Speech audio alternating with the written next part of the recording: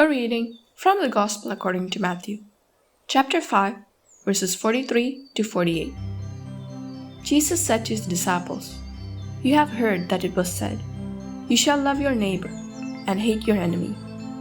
But I say to you, love your enemies and pray for those who persecute you, that you may be children of your heavenly Father. For he makes his sun rise on the bad and the good, and causes rain to fall on the just and the unjust. For if you love those who love you, what recompense will you have? Do not the tax collectors do the same? And if you greet your brothers only, what is unusual about that? Do not the pagans do the same? So be perfect, just as your heavenly Father is perfect." You therefore must be perfect as your heavenly Father is perfect. But who could become perfect?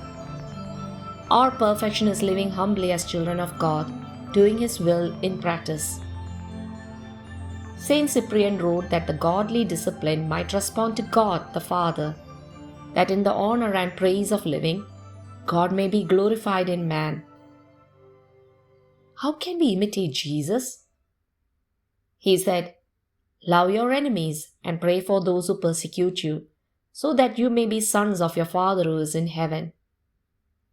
Anyone who welcomes the Lord into his life and loves Him with all his heart is capable of a new beginning. He succeeds in doing God's will to bring about a new form of existence enlivened by love and destined for eternity.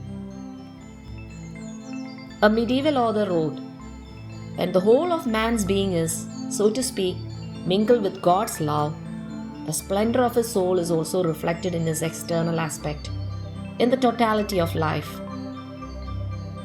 Love is an excellent thing. We read in the book The Imitation of Christ. It makes every difficulty easy and bears all wrongs with equanimity. Love tends upward. It will not be held down by anything low. Love is born of God and cannot rest except in God.